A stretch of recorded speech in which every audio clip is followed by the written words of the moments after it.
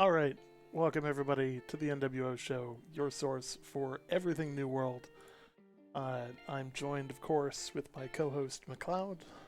Let's make sure your mic is working Hey for guys. us. Hopefully my mic is working. Fingers crossed. Super, awesome. I heard it on stream. There we go.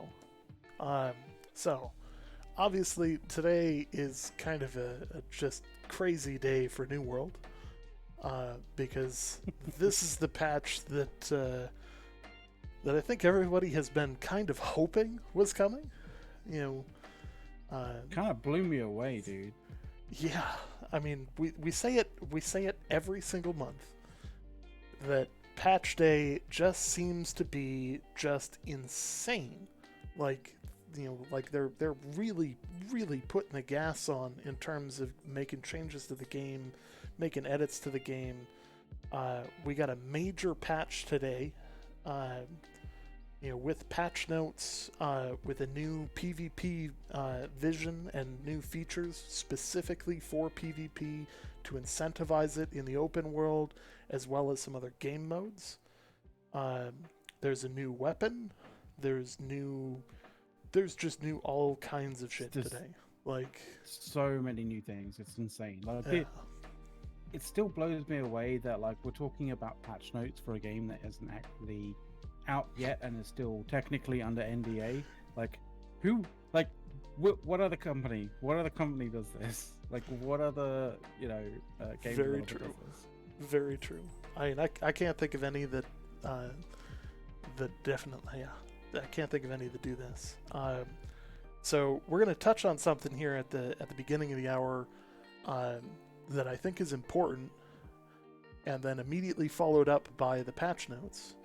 The thing that we want to talk about immediately, right off the break, and this is going to throw McLeod for a loop here, um, is Amazon Game Studios being blamed for the cancellation of Lord of the Rings, uh, the Oh, MMO that they this. had in development. So Um, so you thought this might throw me, but like I still kind of know a little bit about this anyway, because it's kind of like it's funny because so many people see Amazon as that company that you love to hate. So it's like, oh, Amazon's done, so Amazon's like, you know, been embroiled in something that means that, we don't get to enjoy something. So it's immediately their fault. mhm. Now, the reality behind this Bear in story, mind, and people are going to, people are going to say, oh, I'm just white knighting again, blah blah blah. Uh, the reality behind this story is that Amazon was co-creating an MMO based on the Lord of the Rings with another studio. That studio was then purchased by a company called Tencent. If you don't know what Tencent is, it is a pseudo Chinese government owned entity, massive conglomerate that has been buying up just about anything in the entertainment I, space that I it can I get can its give hands on. I can give you a more accurate version of what Tencent is, right? You know all of those games that you used to see like 5, 10 years ago, right? That looked very much like those games that Western companies were making, but like they had all the art assets and stuff like that, but they were being released for the Chinese market kind of thing. And you thought like, how can they do this? Like, isn't there some laws to prevent this? Well, in China, no, there's not. And so the Chinese government basically made this to be a thing. Tencent was the tip of the spear for this.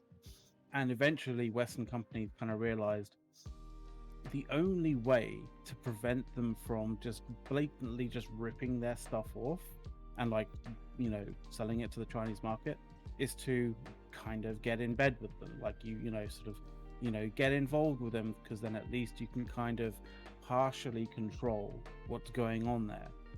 That's what Tencent is, the tip of the spear for the for not the Russian, for the Chinese kind of sort of domination of the game industry, and that's the reason why so many Western companies are basically in bed with them. Mm-hmm. They bring a lot of money to the table. They generally ask for things around user data and stuff like that. one of the big ones that most people know about is that they own Riot Games as one of the many studios that they own. So if you play League of Legends, the Chinese know exactly what you're doing in game. They try and own like controlling stock in companies. That's basically what they're trying to do.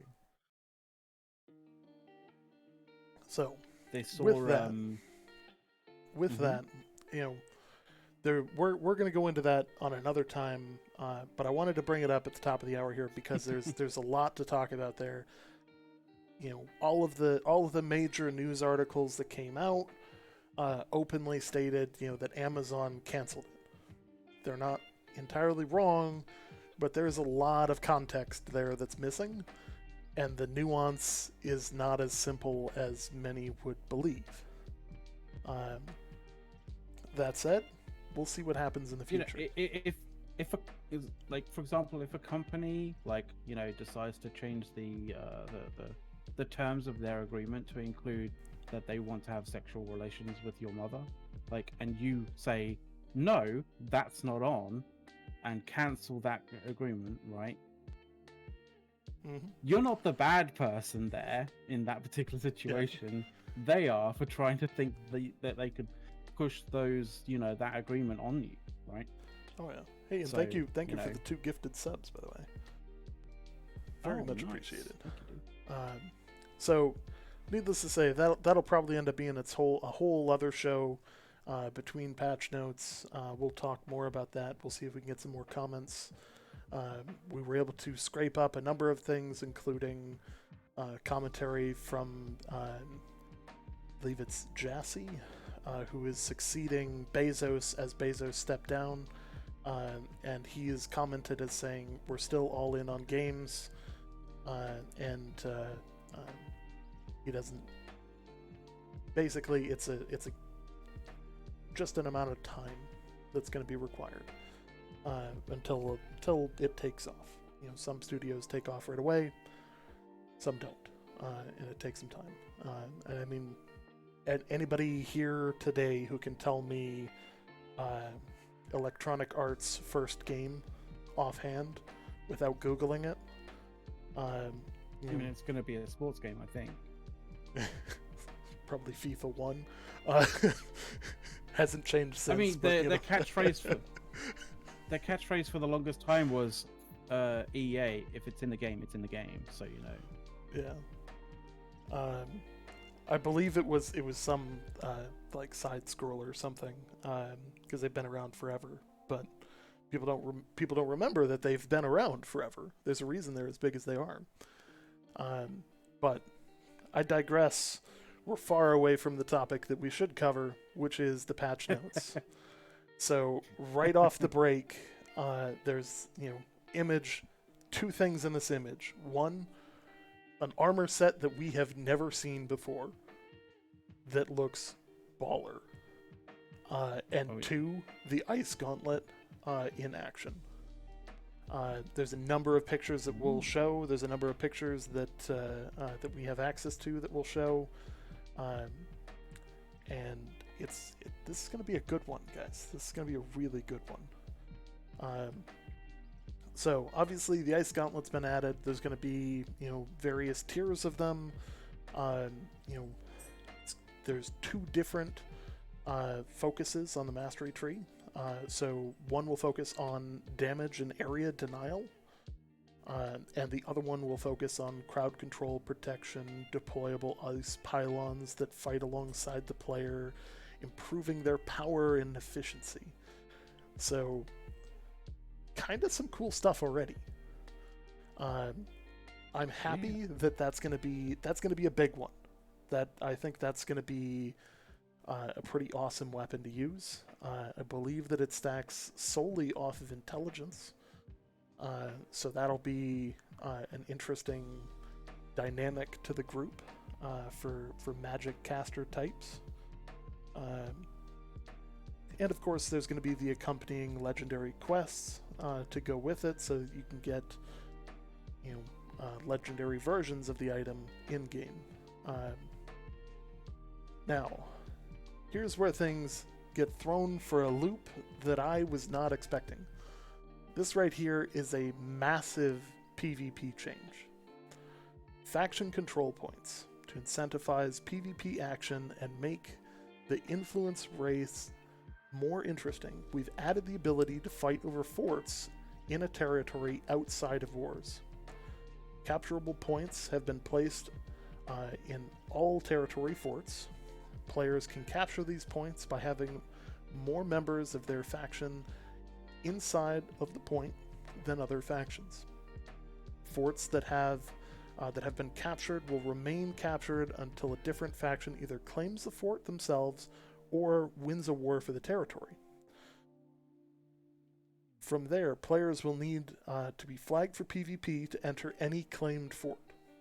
So, in order to be in there, in order to fight for it, you have to flag up ahead of time, which means you have to go to the settlement, and then to the fort. Then you have to survive until you get to the fort.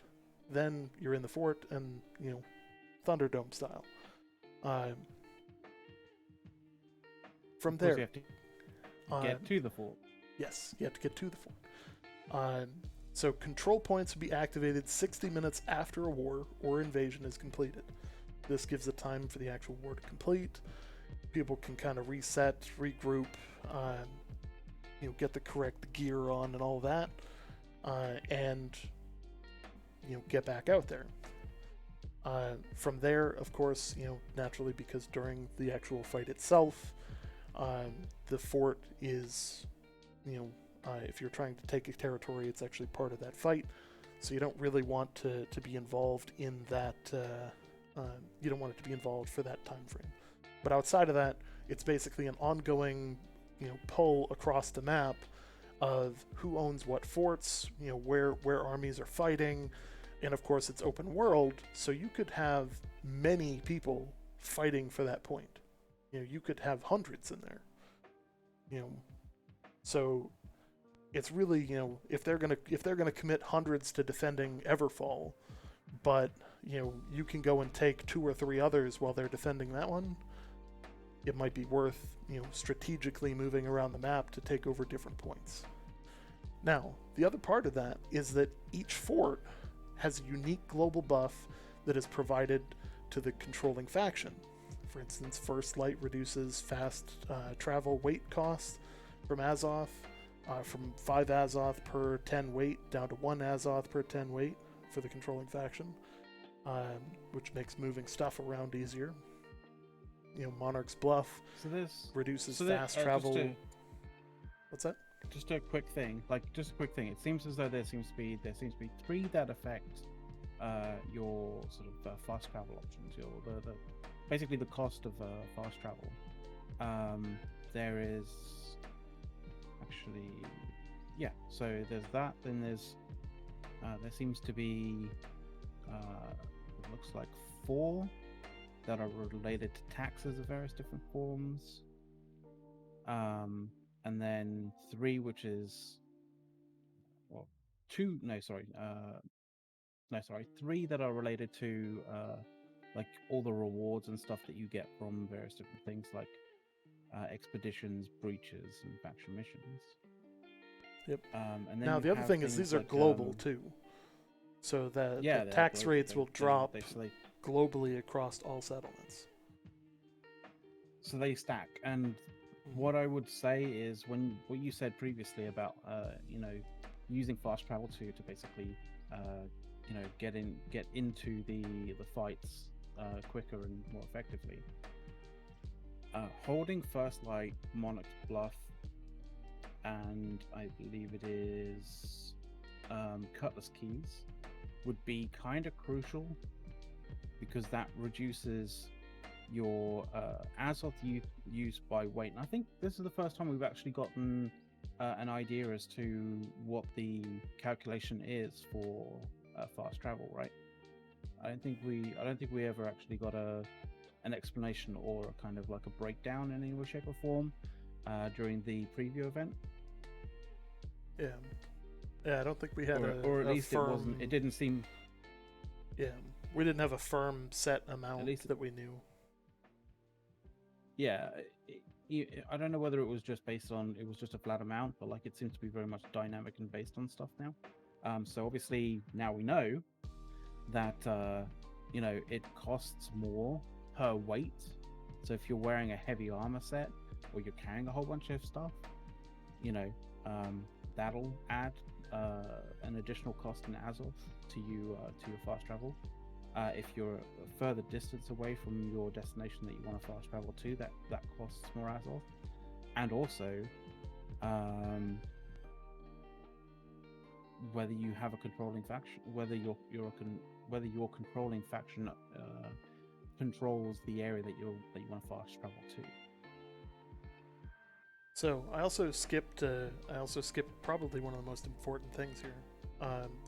Controlling a fort provides a 5% increase to experience gain and a 20% increase to influence within that territory for the faction members. So that's a pretty solid thing.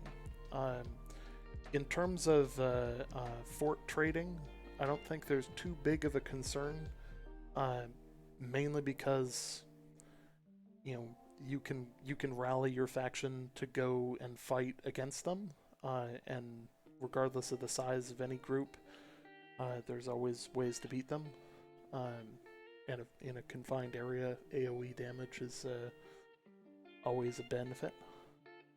I was just calculating the numbers right now with those reductions in weight costs and all that. Basically the reductions in the fast travel options. Like, I kind of feel like I'm wrong here, but 5 Azoth per 10 weight down to 1 Azoth per 10 weight sounds like an 80% reduction. So does 5 Azoth per 100 meters down to 1 Azoth per 100 meters.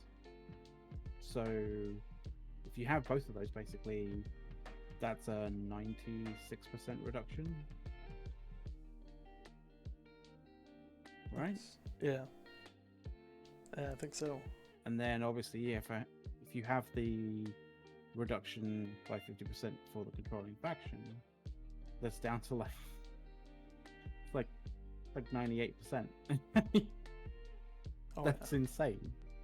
Yeah, that is fast travel everywhere. So, effectively speaking, this is giving people a lot of incentive to own these territories, a lot of incentive to own multiple territories, and also a lot of incentive to own specific territories, based on what they want. Yeah. Like Weaver's Fen here increases coin, experience, territory standing, and faction token rewards from faction missions across the game. That's a pretty substantial bonus to your faction. Totally worth fighting for. I can see people fighting for Weaver's Fen quite heavily at the start of the game. Yeah, I mean, Weaver's Fen and Cutlass Keys, I think are really big and really worth fighting for. I think that some other changes that they've made will also integrate into this and kind of make it a little bit more likely that these change hands relatively frequently. Not to mention the fact that they, of course, maintain being open all day unless there's a war going on. Yeah, that's true. So when war is declared, it locks it at the faction who owns it right then, and then goes through the war, and then an hour after the war, it's back to open for fighting again. So basically, it's an ongoing struggle. Being able to take and hold all of them is going to take a substantial group of people and a substantial coordination effort, and not to mention the fact that everyone else is going to be fighting against you. So I mean, it's also a lot of stamina, obviously, because you're going to have to be doing that, like holding it most of the day, or at least, you're going to have to hold it and keep holding it until the point where you can actually declare war on the place, so you can lock it for a certain period of time. Yep. And being able to hold it 24/7 is easier said than done. But outside of that, they've also made some other additional stuff and changes. They've added in a new expedition, which is the Lazarus. They've added two.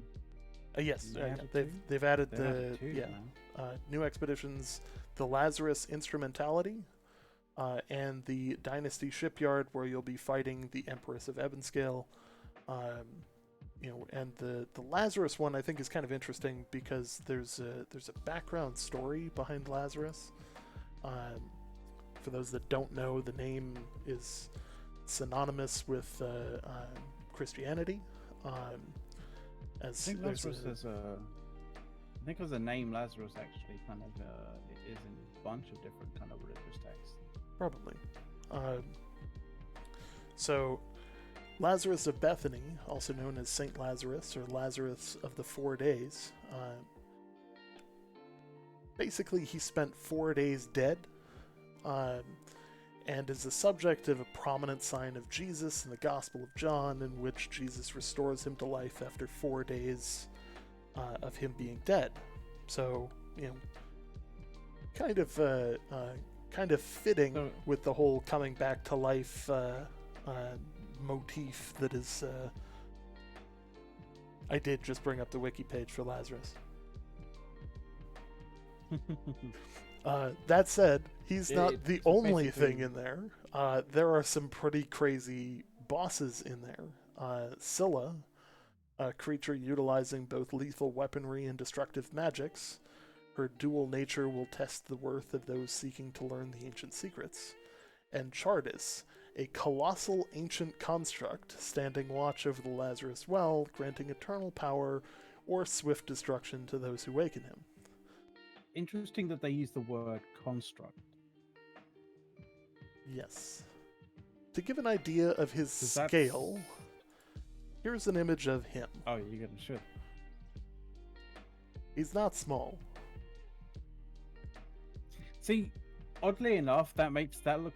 That seems like it's a kind of a perspective, like a weird perspective. Like it kind of looks like a super close perspective. Like he's just like sort of laying on the ground. There we go. There's a little bit better perspective. That's a better perspective. So not small. Definitely not somebody you wanna randomly come across unprepared. We've got a whole number of some of the awesome images from this patch. Then a quick scroll through here. The art team continues to amaze. Just every time we see these. Oh yeah. And I'm gonna pause on this next one because this is just freaking cool. Like, he's got the ice gauntlet, he's got the armor set that we were talking about earlier that has never before seen. This is entirely new to anybody and everybody. So I'm excited because it's just cool looking. Like, it's different. It's I think it's really kind of breaking out on its own and making a new kind of feel for the game.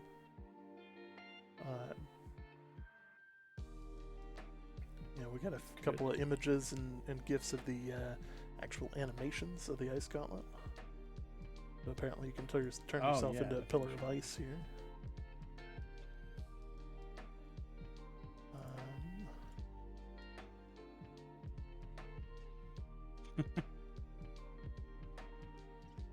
Shoot a beam of ice. So McLeod and I always been a good fan of these guys. This is an Ice Guardian. So happy to see their return to the game. My baby's back. Oh yeah. Let's see, we got kind of an ice field, which I'm sure is kind of a slow here. Yeah. I'm trying to find the other ones here.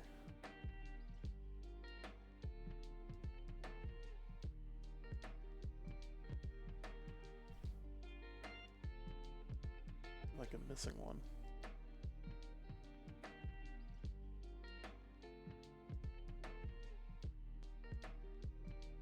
Or do we want to go into the? Do we want to carry on with the Icebound kind of patch notes, or do we want to go into a little bit about the Gauntlet? So, didn't we covered the Gauntlet at the top of the hour, didn't we? Yeah. Yeah, because that was the first thing on here. Yeah. So let's keep going through, and we'll drop back onto it. So Oh yeah, we've got the 2 new expeditions, so that puts us up to, I believe, 4, or possibly more.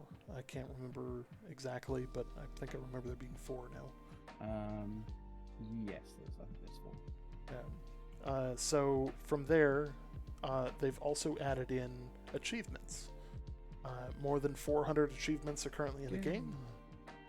Which, it'll give you, once you're about 75% complete, it'll give you a UI alert saying, hey, you're close to completing this achievement. And then, of course, when you complete it at 100%, little celebration happens on your screen. I wonder how cheesy that's going to be. Yeah, that could be interesting. Hopefully it's pretty cool. Oh, yeah. Like the sort of like, from what we've seen of of New World so far, like, the achievements, like getting to certain levels and stuff like that, seem to be pretty cool. So I don't expect it to be cheesy, but I don't know. I just get. I can't help but think of like achievements as being kind of cheesy. Oh, yeah. But there's a lot of people who love achievements, who they're goal orientated, and they're. I think I know a couple of people who are completionists. Depending on the game, who really like achievements. Yeah, absolutely. Achievements are. One second here. Achievements are completed at the account level, but progress towards completion is tied to the individual characters. So there is an ability to have multiple characters, because you may have multiple characters on different servers. Yeah. So they're tying the achievements, of course, to the account, because then of course they can make it a Steam achievement, and then from there,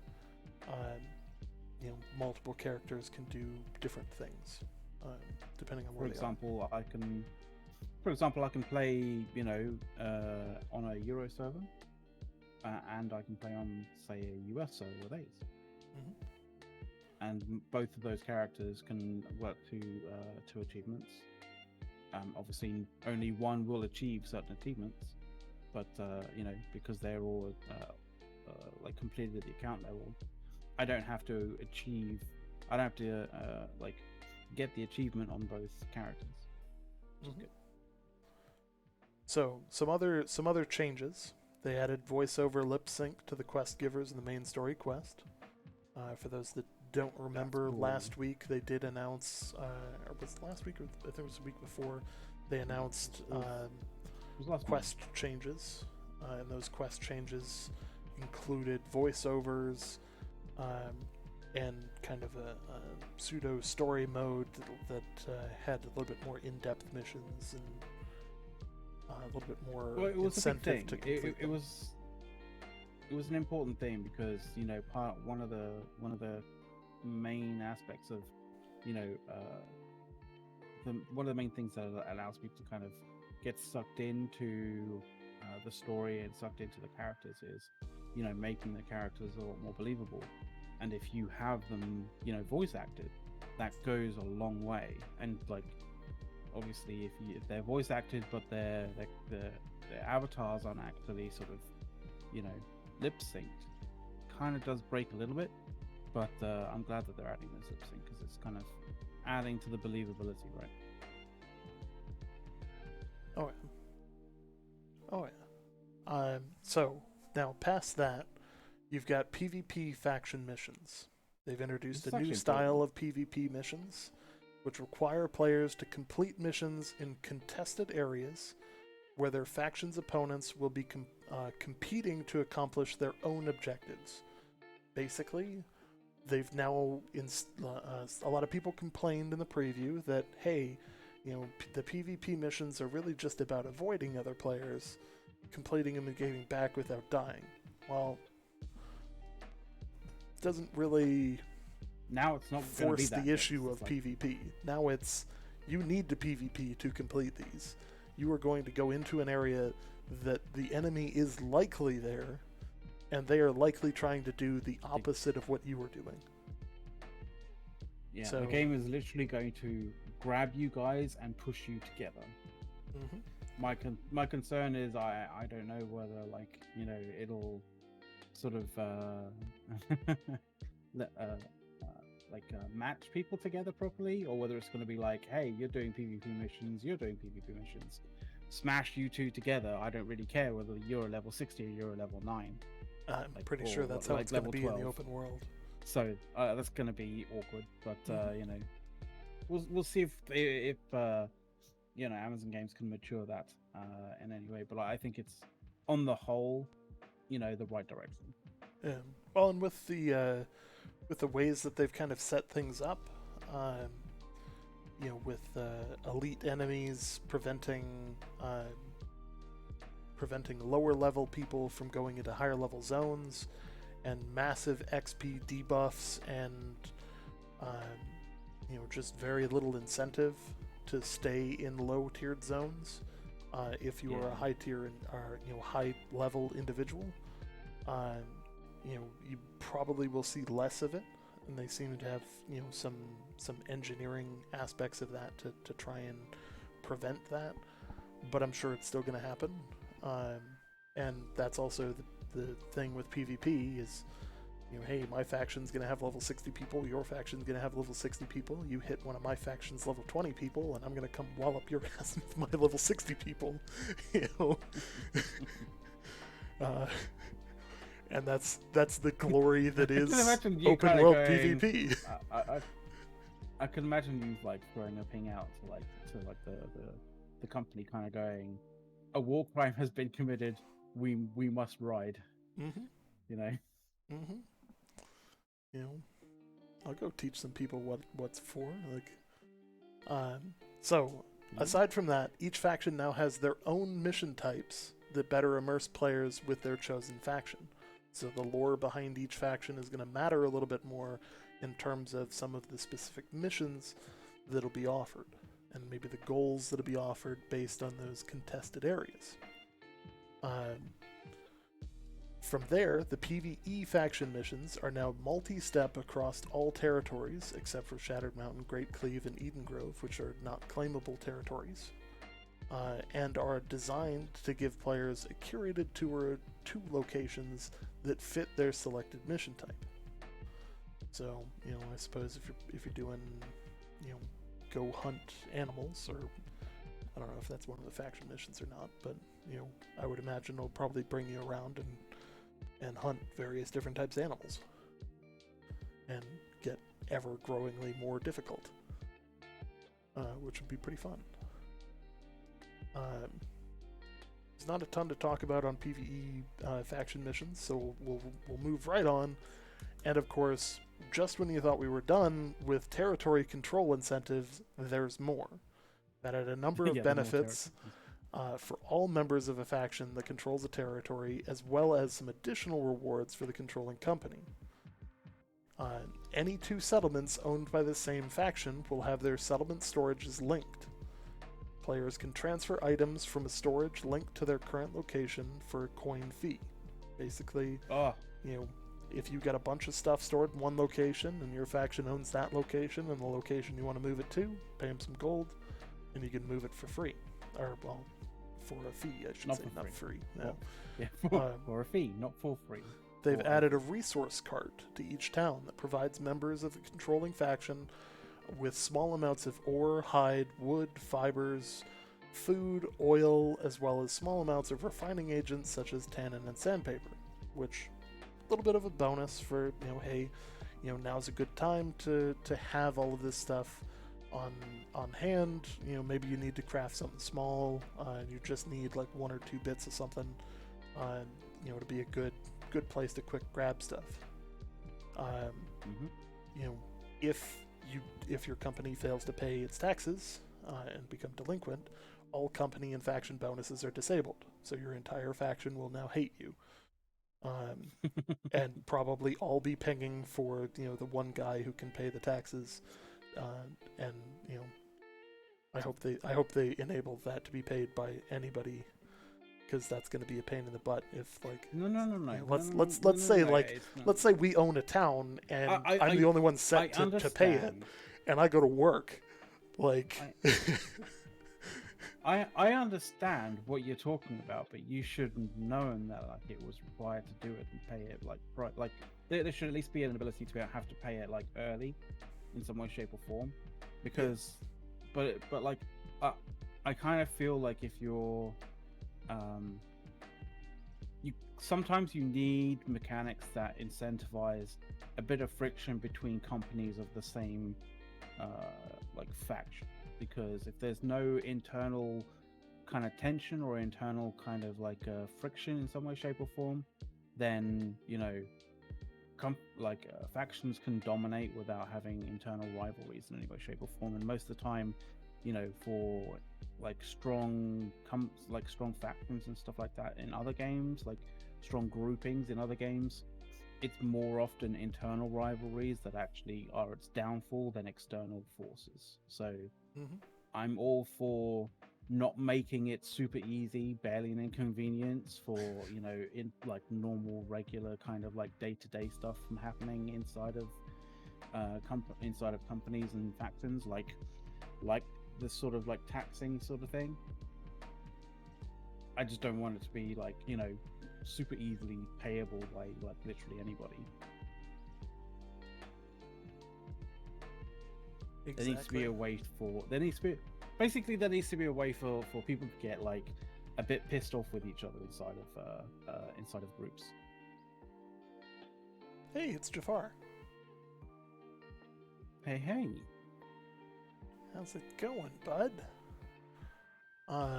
So from there, faction bonuses will be 10% increased gathering volume in controlled territory, 50 plus luck in controlled territory, so you're going to be able to find rarer stuff. Company bonuses, 70% fast travel discount to controlled territory, 30% reduced taxes in controlled territory, and 20% reduced home purchase cost in controlled territory. I think this is also the first time that we've properly heard the actual faction bonuses and company bonuses. Like, I don't know whether it's actually been written up before. I knew that there was a reduction in the travel cost, but I don't remember what it was. But now it's good to see that they're. I think maybe we saw it. Yeah. But we actually get to see what the actually what the actual faction bonuses and company bonuses are, which is pretty cool. Mm-hmm.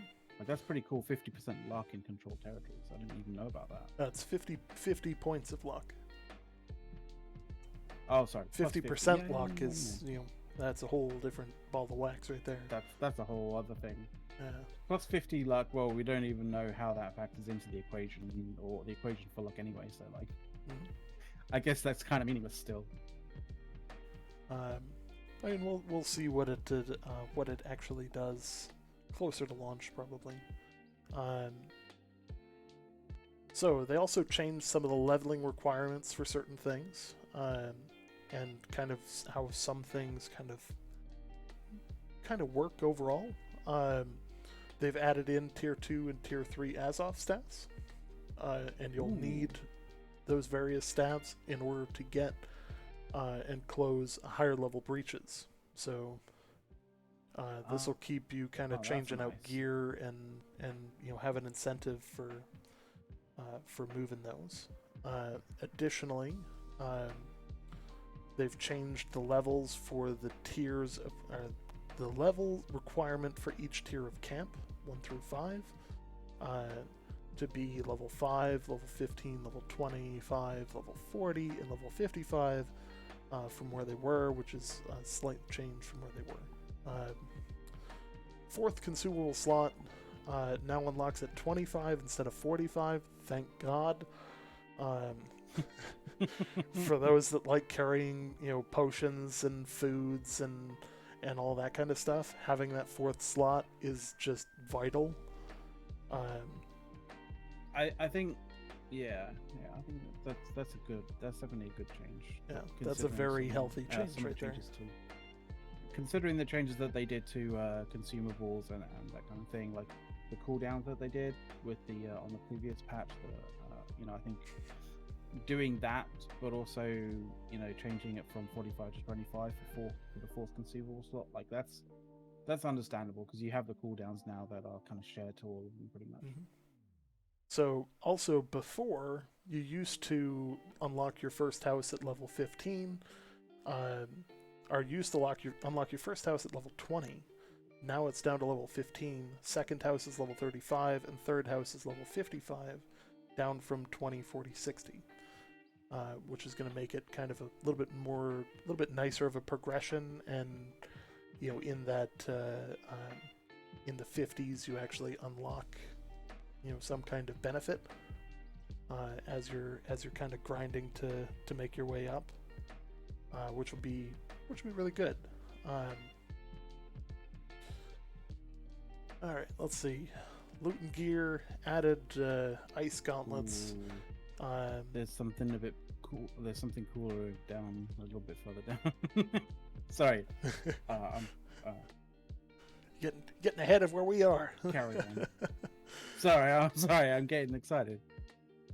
So they removed named shields from the faction shop and replaced them with faction-specific shields, so that there's a few more shields to be found out in the wild as legendary shields instead of just being able to hard buy them from the faction store.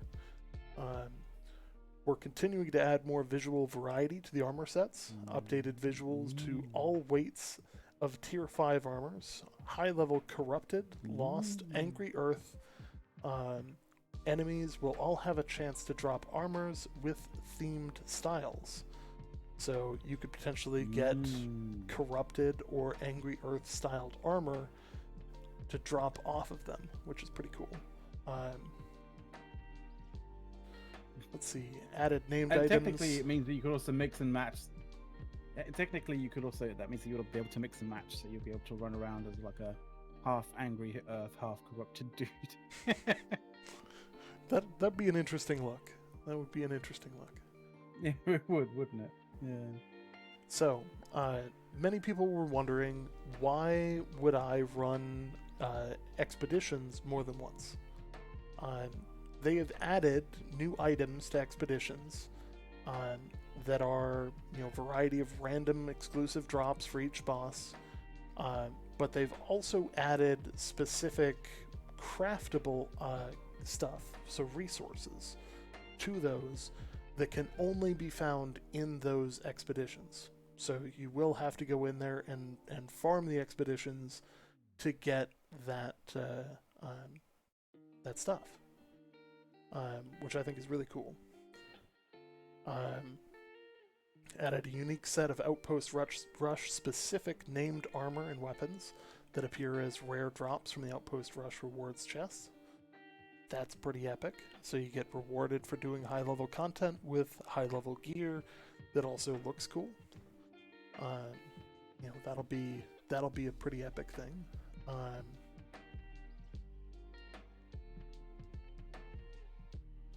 And there's some cool stuff down here. So we're like halfway through this, guys. Like, if it feels like I'm like hard charging through this, it's because this goes for days. Like, we're not even halfway. Like, and on top of that, like, we've got all of this left, and let me get it to the right spot so I don't forget where we were. And we've also got all of this. So, like, in terms of stuff it's so put out today, there's so much. This is absolutely, like, crazy how much stuff they put out. So, okay, they've added a variety of new perk items to drop tables to accommodate the addition of new perks. They've added and updated all perks. There are now 150 different perks across all item types. I'm just saying that is ridiculous. Yeah. Completely. So, people often ask, why would I get into crafting? If I could just find stuff out in the world. Now, let's say you want a sword with a specific perk on it, with specific attributes on it, with, a specific gear score on it, maybe. It is substantially easier to craft that item than it is to randomly roll that item out in the wild from NPCs that have a drop table that includes 150 different perks. Yeah, like, so crafting is going to be kind of important. think about it this way, right? Like, I think, in a previous sort of in a previous devlog, they said that, the sort of the rarity scale in the when it comes to weapons and armor, basically has 4 levels, right? You have 5 levels: common, uncommon, I think it's rare, epic, and then legend, right? Mm-hmm. Essentially, you get rid of common, right? Uncommon has 1 perk, rare has 2 perks, epic has 3 perks, and legendary has 4 perks. So when you think about that, like 4 perks, or like, maybe not like crafting legendaries, but like, let's just say you want to craft an epic weapon, right? You can craft, so long as you find and have all the various different things that you need for those particular perks, you should be able to craft an epic weapon with exactly the 3 perks that you want, and be able to, have the attributes that you want from it as well. If you wanted to find that particular thing in the game, you would have to it's I think the probabilities is like 150 times 149 times 148 or something like that, right? Something like that. Like, it's which is pretty just crazy. insane. So this is going to make crafting more valuable because you're able to target it by adding specific items that give it attunements and higher probabilities of being crafted with specific attributes and specific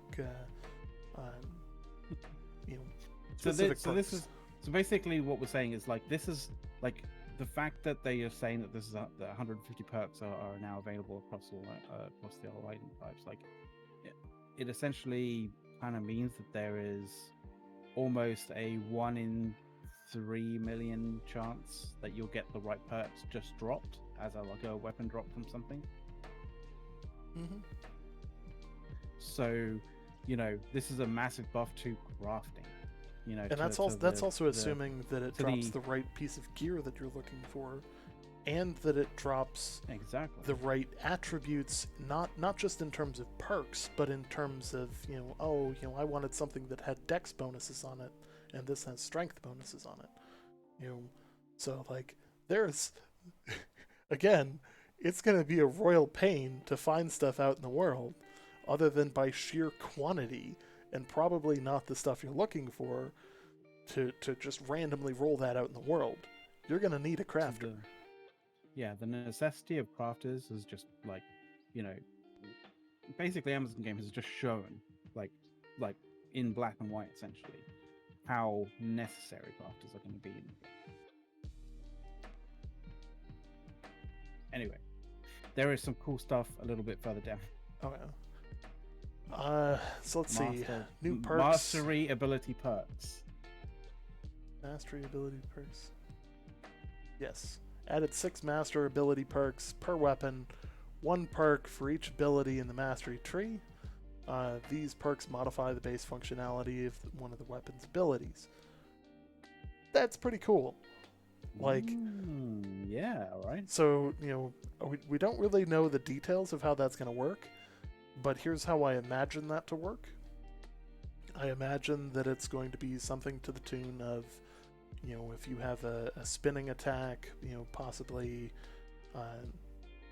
changing it from, I don't know, a knockdown to potentially changing it to a bleed effect. Or something major that would change it, or increasing the range, or something that would substantially change its functionality, while making it a pseudo surprise to your enemy that, oh hey, that didn't do what I thought it would. And I think that would be a really cool way to go with things, and I would add a lot more variety. Bags and tools have 6 possible perks that can be applied. I'm going to fly through some of this because some of this I'm sure is important. But again, okay. We're at 58 minutes now, and we're literally at the halfway point of this one, and we've still got another death log after this. So some perks now feature internal cooldowns, such as Infused Mana perk. Lightweight perk has been removed as it conflicted with the new armor weight mechanics introduced in the March release. The old Mana Infusion perk has been removed entirely. So they've replaced the way that functions and what it does. Don't ask me what it is, because I don't know what it is. At least not offhand. Perk items now grant 1 bonus, as the bonuses no longer have levels. That's kind of cool, actually. The exceptions here are that attribute items, which can be updated in the future, or which will be updated in the future, so I guess we've got more crafting changes coming. And weapon charms, which I don't think we've seen yet, which will have a chance to grant 1 of 2 perks when used. Interesting. Oh, cool. Crafting and gathering, because we weren't already talking about crafting and gathering up there. Expeditions, and this is where I got the thing about the resources here. Expeditions now include expedition exclusive resources in their drop tables. Regular expedition mobs will drop one resource type, while bosses drop a different resource. This means in order to build some of the special items and craft replicas of the non-named expedition exclusive equipment, you're going to need to get your crafters these, very specific and only able to be gotten in expedition exclusive areas. So you're going to have to farm them. That's kind of cool. A side benefit of doing them makes them, replayable for more than just, oh hey, I've played this 100 times. This adds a little bit to it. Jewel crafting. Recipes now require jewel crafting components. This enables the same gear score range to be crafted into trinkets that was previously only enjoyed by other crafted equipment. Components are things like chains for amulets, bands for rings, hooks for earrings. These components are crafted first and then combined with a gemstone to create the trinket. They've added carnelian gems to ore veins and corresponding gem cutting recipes, so the stone cutting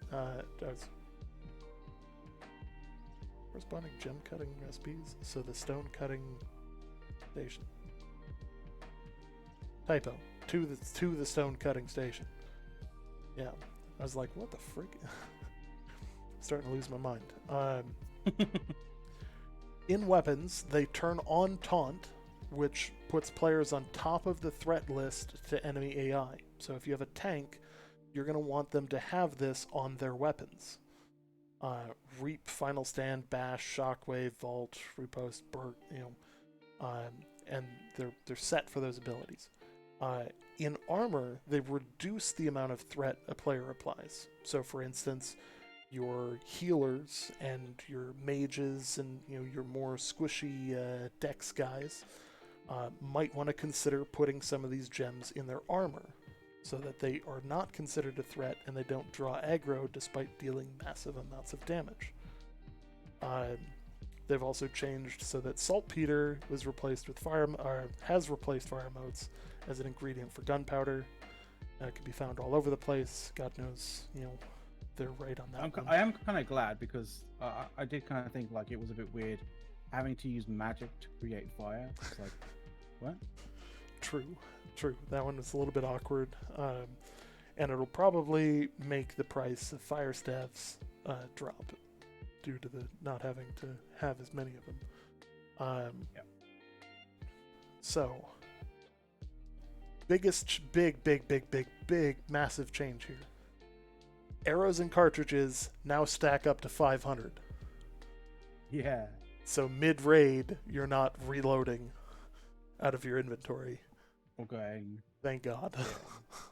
Because to be completely honest, in a raid, like as an archer, you can get through 250 arrows pretty quickly. Mm-hmm. So, there's some quality of life type stuff there, but let's keep pushing. Combat. Ranged attack. Now, okay, oh my god, this is, in terms of quality of life, I don't know why I started with that, but, arrows and cartridges was one thing. This right here, range just got so much easier. Ranged attacks can now be fired through non-enemy players. So now ranged players only need to worry about hitting the enemy, not necessarily firing at the back of their heads, at back of your allies' heads. So I kind of think, yeah, I get why this is a quality of life thing. I do kind of feel like it can potentially get abused. So I'm not gonna lie. Here is the thing with this, and this needs to be explained in a very specific context, because this is a very good change, but it is a very controversial change, because most people will say, they'll say things like, oh well, the AI only has one type, it's not overly like bouncing around and a pain to hit. The new AI and the way the AI has worked, as they've described in multiple things, is as it gets higher up, it unlocks additional abilities, additional movements, additional potential like precog type crap that is really annoying to fight against. So during the preview was a good example of the beginnings of that system, where McLeod and I would fight against wolves up in the Great Cleave area, and they're just like, it was like they had pogo sticks for arms, or legs. Like they would just bounce around all over the place. Like you'd shoot an arrow at them mid flight of the arrow, all of a sudden they would jump to the side. So like that's hard enough to hit at that higher level. It's not going to be as big of a problem for the lower level stuff. I totally agree. Is what it is. But at least then you're learning how to shoot, and by the time you get to that level 60, level 45 plus content, you're starting to get to the point of, okay, now it's actually kind of hard to hit these things as is. Not to mention, if you're in a group of 5 people and people don't understand how to, not stand in between their damage dealers and, the item, or the thing itself that you're trying to kill, it is what it is. But I do think that this is a good thing. I think it's something that they could probably turn on and off, depending on how people like it. But I personally think that this is a good change. I also think that in the context of PvP, that this is also a good change, because as you all know, PvP players are generally a little bit more agile. They're going to move around in very unpredictable ways, and they can be kind of a pain to hit anyways. So this is going to make this is a little bit of a quality of life thing. I do agree with the comment about it feels like it promotes zerging in PvP. I can kind of see that, but I think that it makes things a little bit cleaner and a little bit nicer to ranged that already had a number of problems. If you guys remember, the musket has had some historical challenges with being relevant in the meta, even though it has like perfect sniper aim. you know, still So very difficult to hit anything. it's always so I mean I think everybody who has played who has like been an actor in some way shape or form in a PvP sort of engagement or even been in been doing PvE in a group kind of thing has had that situation where you've been kind of denied that shot on target by a friendly who's just like sidestepped into your arrow as you fired it sort of thing. So I get like that kind of frustration, but like when you do, I'm just concerned because when you do a change like this, it's one of those changes that like makes people think like, oh, we can just put our archers behind a whole bunch of like tanks, and they can just fire straight through the tanks, whereas the hostiles won't be able to fire and hit them, sort of thing. So I'm not super sure about this change, but like I can understand it being a quality of life thing, and let's see how it plays out. I have a feeling I know how it plays out, but let's see how it plays out. Yep. So, and I do agree that this kind of passes quality of life, and it does become a little bit more of a core of combat change. But I do firmly believe that this is something that's worth testing, worth looking at. And based on like the size of what these fights can become, I think that it's beneficial in the long run, especially in like the 50v50 sieges, to have something like this. And as you said, like it may become a bit sort of a bit more important as a large sort of PvP change. We're going to come to a new mechanic for a brand new mechanic as well. Yes. Large enemy staggers. So this allows players to knock certain large characters into a long, highly punishable reaction by fully depleting their stamina. Now, I believe this is for the enemy AI, so it's not a player so PvP type thing, but it's a PvE thing. Okay, so it's PvE only, alright. Enemies take stamina damage similar to how players trigger block breaks on shielded enemies, using heavy attacks and hard-hitting abilities to whittle down the character's stamina bar. So, fundamentally speaking, you break their stamina, they'll drop to their knees or something, and then you can beat the crap out of them before they get back up. I'm actually glad about this because enemies reacting the same way that like players, well, I wouldn't say react, like I always kind of thought that if you do the same action to an enemy that you do to a player, they should react the same way. So the fact that they've now made sure that PvE enemies now react the same, similar to how players trigger block breaks, that's good. Alright, so from here we're going to start talking about attribute threshold bonuses.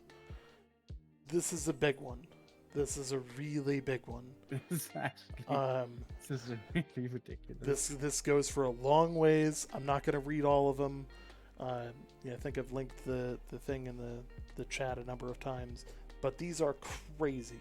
What these are designed to do, fundamentally speaking, is if you want to go all in on a certain attribute, you want to be super strong, but not have any constitution.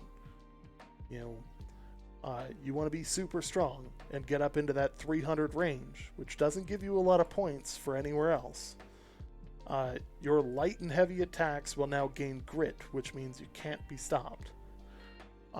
25% chance to fully mine an ore node with a single swing. Kind of a cool bonus. It gives you an incentive to go up that high and be that powerful, but at the same time, you're sacrificing a more like balanced build. Like you could take 150, taking 50% stamina damage from melee weapon light attacks, 10% decrease, and all the other bonuses, and having constitution to add to health. Getting over that 50 mark is probably going to be pretty important. Getting over this one is probably going to be pretty important as well. Increase max health by 10% of physical armor. That's huge. You know, if you're a tank, that's a requirement. You know, if you're a tank, you've got 300 constitution, and, you know, you're going to hit them like, you know, you're hitting them with a twig, but, you know, at the same time, that's going to, you know, you're going to live forever. So it's kind of cool to see all of these. There's a bunch of different like odds and ends things attached to them, but they really are a good way of just identifying and incentivizing people to potentially go with the glass cannon option, or go for a more balanced build depending on what they can unlock at different level, you know, different attribute point levels. So I think that adds yet another factor to how you're going to fit yourself, because, you know, certain, you know, gear has attributes points associated with it. So, you know, do you go for, you know, all intelligence gear that's giving you intelligence bonuses? You know, if you're a mage, it's probably a pretty good thing to do, you know. But it kind of trickles down into a whole bunch of other systems, so it's kind of a cool thing to do.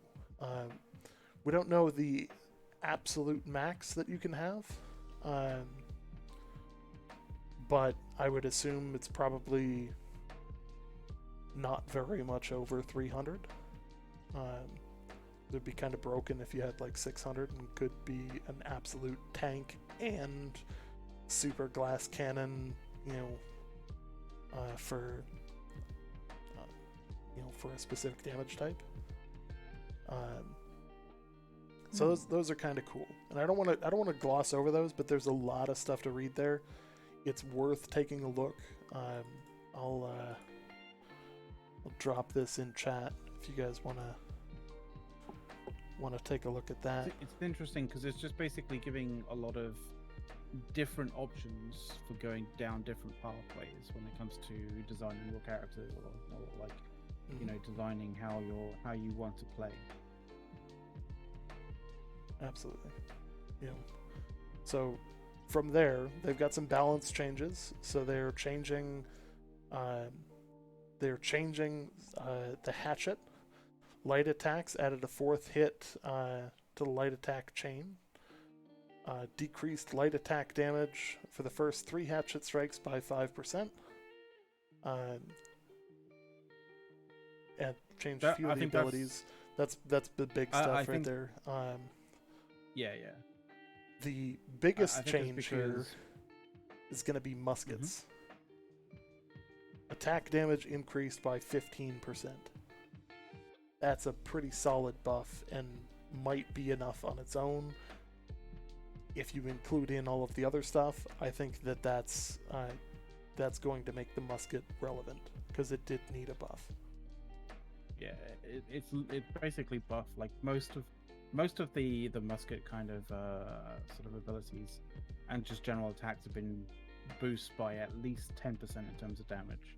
Like some by 15, obviously standard attacks 15, power shotters increased by 15. But yeah, like just an overall increase in the damage that you can get from the musket now. Yeah. So I think the musket's going to be much more competitive. Fireball, the cooldown reduction was reduced from 10% to 7%. Updated the skill so that only the base hit will reduce the cooldown, instead of it triggering burns over and over and over and over and over again with burns. Yeah. And you know, yeah.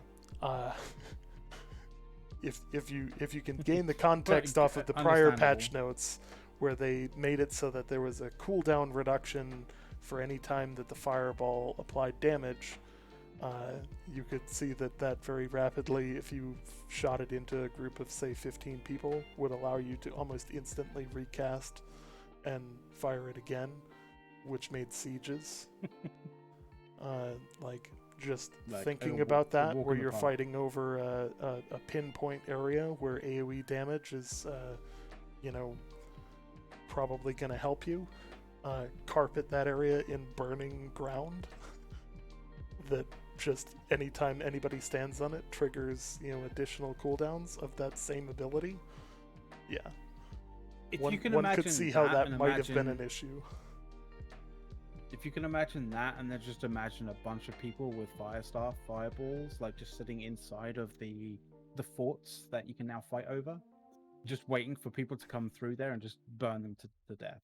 Like, Mm-hmm. it wouldn't have worked well. Like, it wouldn't have been a nice combination. So I'm glad that's been removed. So some other small changes, nothing major. Moving on to UI UX.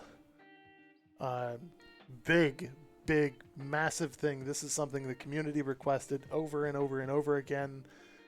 Secure player-to-player trading. Player-to-player trading allows players to initiate a secure synchronous trade of coin and up to 5 items at once with another player. There is both a lock-in step and a confirm step as a countermeasure to trade sniping. So you can't just change it to add a 0 last second and everybody hits OK and one guy gets shafted. That's really good. Yeah, they have clearly really made some effort. Have a lock-in step on one. Yes.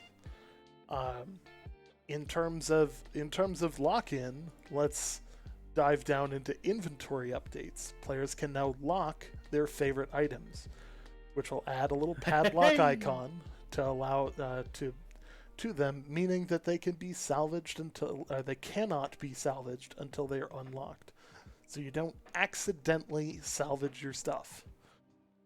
You're clicking through your items, all of a sudden you double click on something without hitting salvage, and you've swapped it out with an active gear slot for your primary weapon. I've done that before. I think I did that one time. I think I've done that one time. I think I did that maybe once or twice in the preview event. Yeah, that so moment really when you take a legendary piece of gear and salvage it, when you meant to salvage a tier 2, piece of junk that was just taking up inventory space, and you just kind of cry inside. Yeah.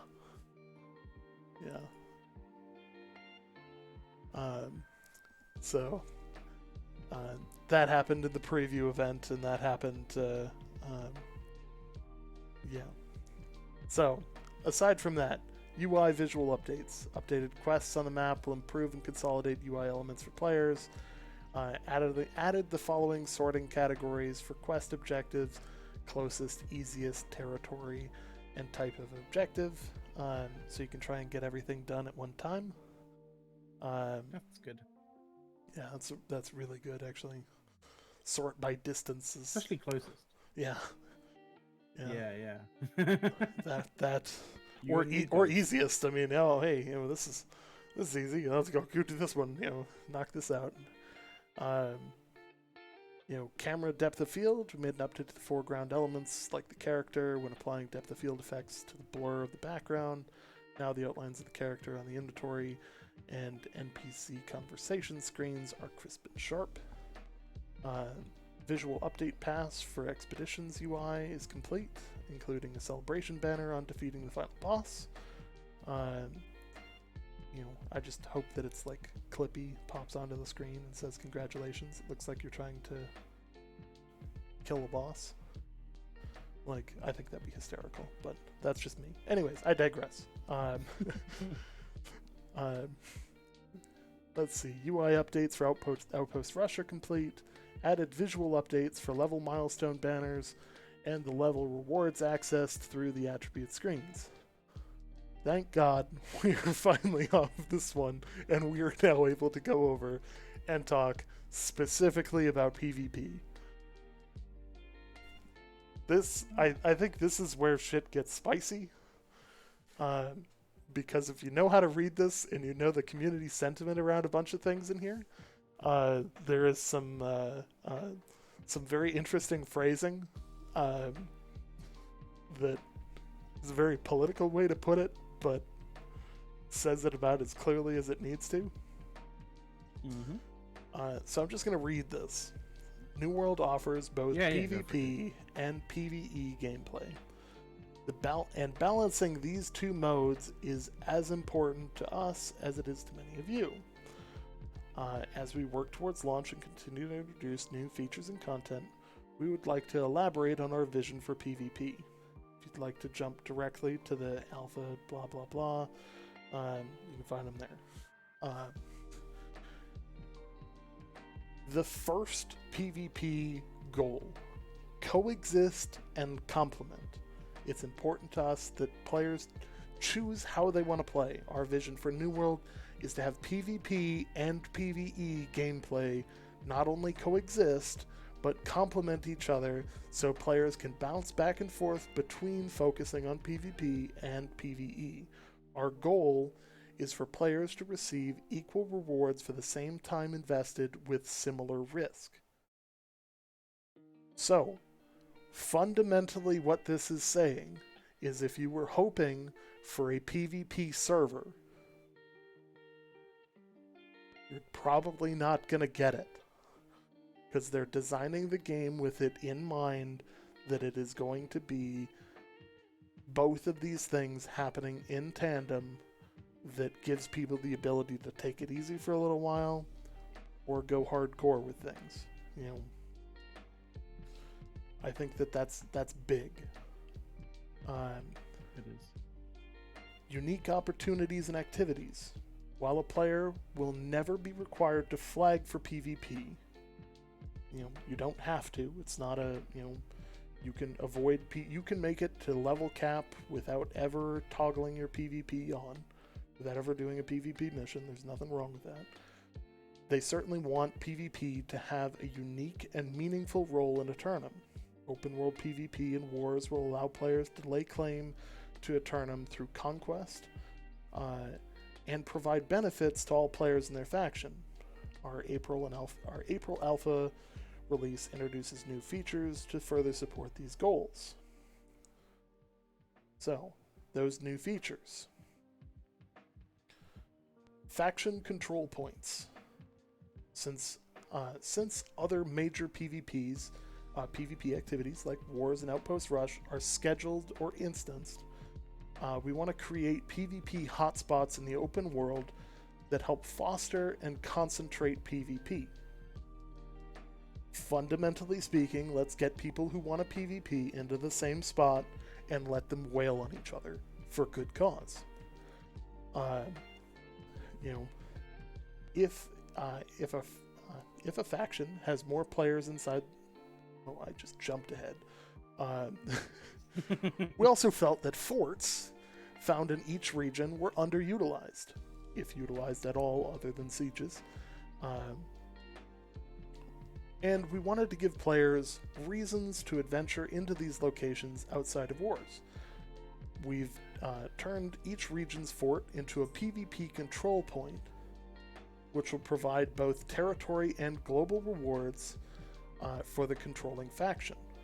These faction control points will give players a way to engage in open world PvP that directly benefits their faction. So going out, taking these places, coordinating with the rest of your faction to take multiple of them is going to have a benefit on your playstyle. It's going to have a benefit on your faction as a whole, and gives you a goal. You know, hey, we don't own this one, but we could. It doesn't seem defended or doesn't seem well defended. Let's go attack it. You know, so how to participate in this. Territory forts will now require players to be flagged for PvP before they enter them, which means you have to flag from your settlement, run there, make it there alive, and then, you know, duke it out there. Forts will have a control point, which players will battle to claim. If a faction has more players inside the control point than any other faction, that faction will begin to slowly capture the control point. The more players that faction has inside the control point, the faster they'll capture it. The status of each fort will be visible on the world map, so players can see which factions have claimed forts and which forts are currently being contested. When rival factions are assaulting a control point, region-wide messages and will alert players that the location is being contested and draw further attention to the location. Control points will be available to contest immediately upon another company claiming that territory. The only times control points will be inactive will be just before and after wars and invasions. In terms of death, you could probably just drop a camp outside and respawn there. So one of the things in that I also we didn't quite cover, and I wanted to just kind of say that I'm glad, is the fact that you have to be PV plagued to enter the forts is kind of good, because you could kind of say that if that wasn't the case and PvE or non-flag players can walk into there, it would mean that you could basically use non-flag players to basically scout those places to see whether there's actually people in them or not. But the fact that you can't enter them without being PvP flagged means that you have to go in blind. Mm-hmm. Yeah. Which is great. Makes it a PvP only type deal. I like that. I just wanted to bring attention to that because I think we kind of missed that. So now we've already talked in the prior patch notes about what those rewards are, but looking forward, we'll be monitoring player reception and activity at each of these control points for data and feedback to help them tune the mechanics and rewards. So basically, if certain territories aren't being taken and captured all that often, they're probably going to make them more valuable, which would make sense. Yeah. Territory control incentives. So this gets into, people felt that, hey, owning a territory really doesn't do us much. Territory ownership is a big part of the New World experience. With the inclusion of territory control incentives, our goal is to entice more players to take part in claiming and protecting territory by making the rewards of settlement ownership more appealing. Benefits to being part of the faction that owns specific territories include link storages between settlements owned by the same faction, and a resource cart in town that provides small amounts of crafting materials to faction members, in addition to the previously existing benefits related to fast travel, gathering volume, luck, and more. These bonuses will be suspended if a territory's taxes are not paid. It's more in the patch notes, which we read earlier. Outpost Rush. Outpost Rush is fundamentally a high-level player activity. So there is going to be, probably day one, people will not have read this last sentence. This is not something that you can day one jump into and be competitive in. This is something you need to be level 60, so you are max level. This is end game content. This is a combination of PvP, PvE, and it is 20v20, capture multiple forts, play domination with those forts, type gameplay. It is really cool. Looking forward to seeing that more in the future. But again, it is end game content. So I can't stress that enough, because I'm sure somebody's going to be like, level 4 and be like, I'm going to do Outpost Rush, and then they're going to be like, you better grind for a while. So it's a lot of fun. With this, in order to get involved in it, you need to go to either your faction representative and basically go sign up. You can sign up as a solo person or a group of 5 or up to 5, and it'll group you in with A side, and then you'll go 20v20 and have some fun. There's a lot of benefits to winning, as we discussed in the patch notes. There's custom gear and skins and stuff like that are available specific for that you can't get anywhere else.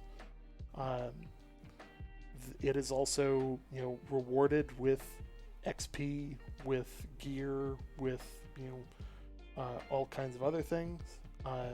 You know, and people will be mad if they can't level during Outpost Rush. Well, fundamentally speaking, you're done leveling at that point anyways, and is what it is. Yeah. Yeah. I think the idea is to basically provide a somewhat even sort of playing experience. So you're sort of basically so that players aren't heavily outmatched by other players, essentially. And so those teams of 20 are at least at a base level, sort of somewhat equally matched. Mm-hmm. I mean, I say somewhat equally matched. Obviously, there's a big difference if you're going to be running like ridiculous T5 gear, or whether you're running like really terrible T5 gear that hasn't actually been put together well, and you're not really set up properly for it and stuff. But like, at least if it's only level 60s, at least the 20 on 20 matches are going to be to a degree somewhat well matched to each other. Mm-hmm. There's some interesting stuff because they actually tell you about how the game progresses. Yeah, so it's an interesting take on domination. I think is the best way to describe it. Yeah. Domination being if for anybody who's cued in on first-person shooters, domination is basically 3 flags, generally between 3 and 5 flags, where you try and take the majority of flags so that your team gains more points than the enemy team over time, building a lead and eventually winning when one side hits a certain amount of points. Well, the difference here is that those points are now outposts. That you can defend, you can build up defenses and turrets and gates and a command post in each. The command post, all of these things, in order to build them, you have to actually go around and collect Azoth-infused materials from around the world. So at the same time, you've got a PvE element where the area is trying to kill you, your opponent is trying to kill you, but you also need to resource gather in order to build up your defenses. So it gives you a real incentive to not just bunker down and be like, we got our 2 bases, just hold them. You need to also get out there and continually get resources and not just rest on your laurels. You have to continually be going out. You can't stay aggressive. You can't stay defensive. You have to kind of go with a balanced approach. Yeah, because like for example, if you're holding 2 of the, for example, if you're just bunkering down in the 2 forts that you hold, right, and you're not going out, you're just basically like, you're repelling borders essentially. Right, the other team could be holding their one fort and going out and reinforcing, finding materials, coming back and reinforcing that fort because they're not contested, because your team's bunkered down in those 2 forts that you're not reinforcing. At some particular point, they're going to basically push and try and take one of the other forts, and it will be easier for them to do that than you trying to take their other fort, because that fort would be, pretty well fortified, right? So they'll most likely be able to take the fort that you have inadequately defended, and probably hold that and their previous fort. So there's the capacity of being able to fortify positions in this game is going to be pretty cool. Like it has some interesting nuanced sort of aspects to the play style and the dynamic of the game. Mm-hmm. So additionally, let's say you're gaining Azoth as you do this. You're also able to summon creatures to aid you. So, for instance, you could go to one of these summoning circles that are stone platforms found in various key locations around the map, any player who has acquired a summoning item can summon a monstrous ally who will defend that location from enemy players. So now you've got not just 20v20, but if you're good and you're collecting these resources and you use them in a timely manner, you could potentially, quick all run out of a base, all grab the summoning stuff to summon in, whatever animals come to aid you or whatever things come to aid you. Now all of a sudden you've got a lot of allies defending one location that might be able to help a small group repel a much larger force from actually taking the place, which I think is a pretty solid mechanic. I like this Baroness Hain bit, in actual fact. Baroness Hain spawns every 10 minutes. The team who deals the killing blow will gain a strong buff that increases their health regeneration and defenses for the next 3 minutes. That's not really the thing that I'm kind of like, that's like, ooh. It's the next bit. At the same time, the enemy score will be frozen, preventing them from gaining any points for 3 minutes. Mm-hmm. So again, you could can't just sit back in your base. If you've got 2 bases, we're just going to defend. They can go grab that every 10 minutes and slow things down and potentially whittle you down out of one of those and gain it back in those 3 minutes and change the course of the battle. So that's cool. I like that. Because at the end of the day, the point to this is to get past a certain point score, right? So if your team is constantly having your point score frozen, like even if you're bunkering down in 2 forts, you you probably won't. You might not win. Like, if your points keep on getting frozen, right?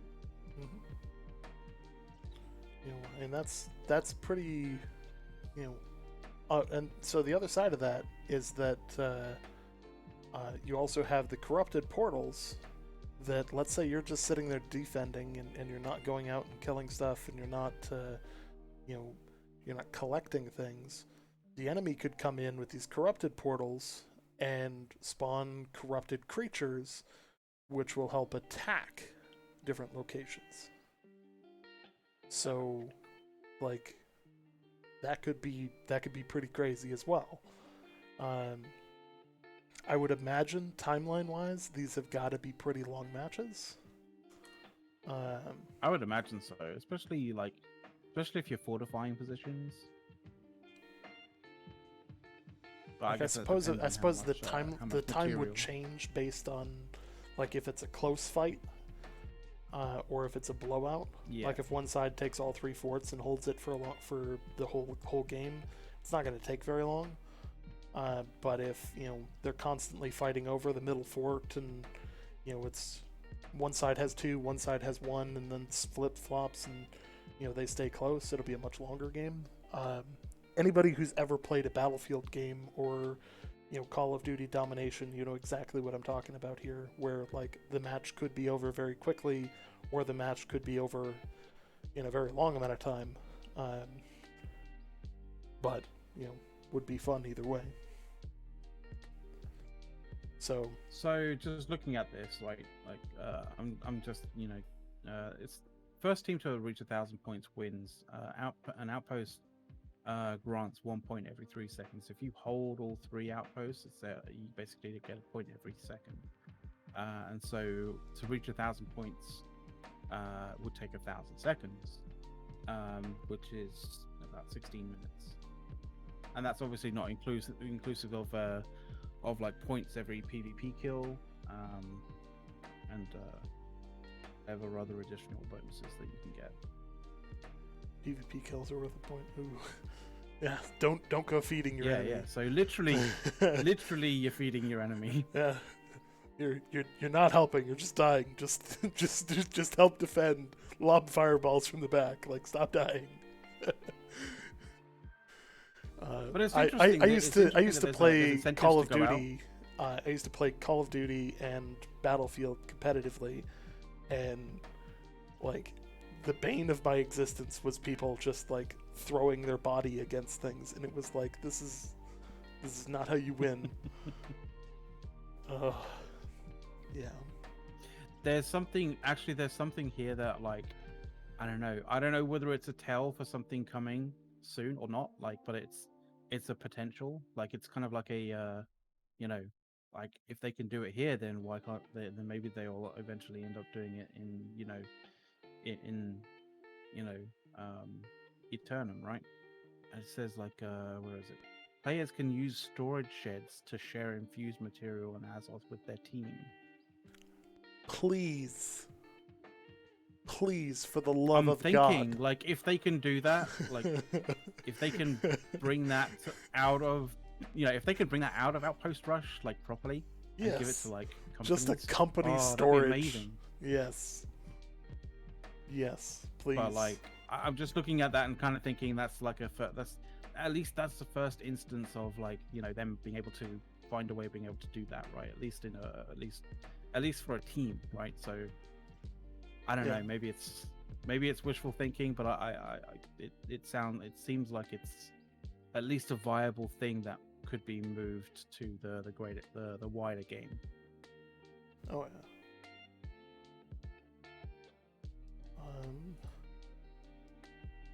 So, needless to say, there is a lot of stuff that we've covered here. I do want to quick invite everybody to the Discord. We do have a Discord, and this is not just because, like, we want to, like, expand our Discord. This is because, like, there's generally other things that the Discord offers in terms of being the first to know stuff like this is happening. We have automated polls from their website. We have an art collection that is second to none, that includes everything that has ever been released publicly about the game from the official sources, including concept art that you can no longer get from the original versions of the game. We have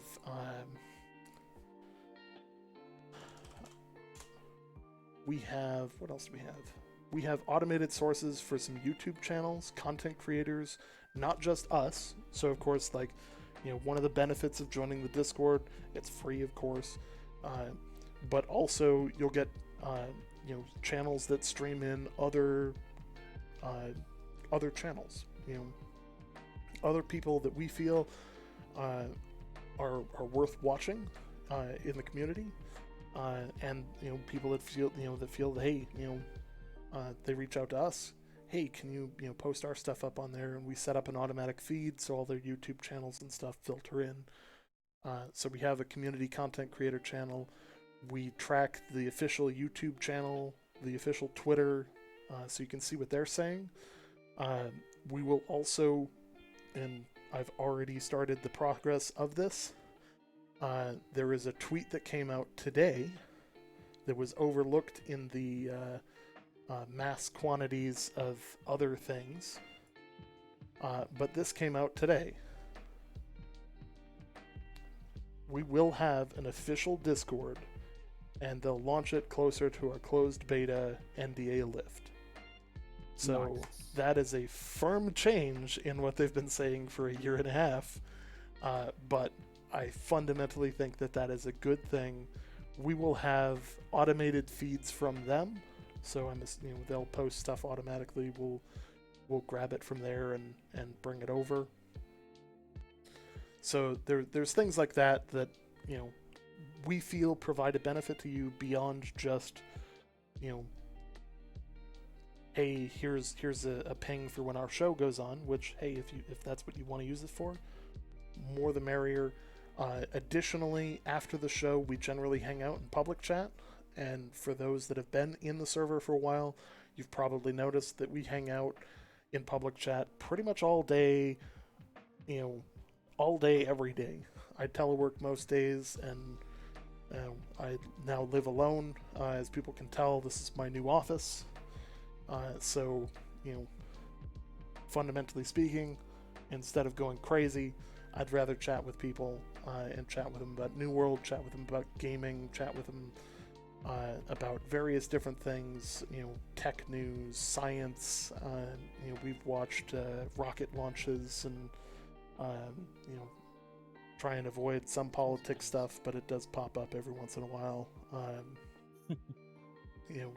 There's a lot of stuff that we try and do, a lot of stuff that that we feel that we can offer. So feel free, join the Discord. If you don't want to, totally understand. But it is there. Aside from that, can you give advice about securities and crypto? We do actually have an economics channel, and there are individuals who can talk to you about securities and crypto.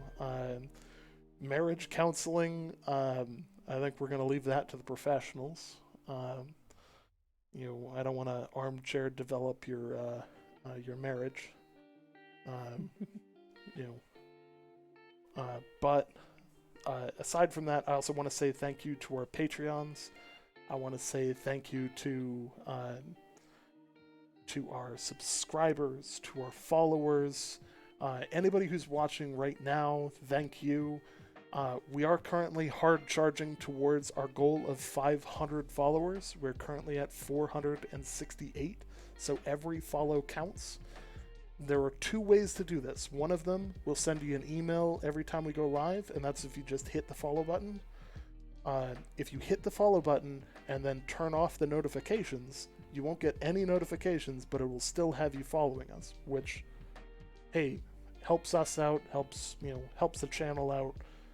We're really trying to break that 500 number, because it's a really, in terms of Twitch, it's kind of a big goal. Especially for a small channel. So,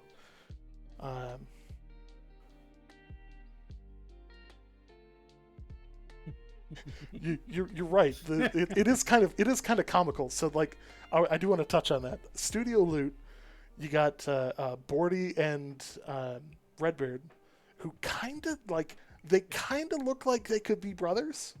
And then you've got McLeod and I, who are both rocking the beards, rocking the pale pale complexion type look. Mine looks a little bit different because I've got lighting sources from all over the place, but I'm about as white as it gets.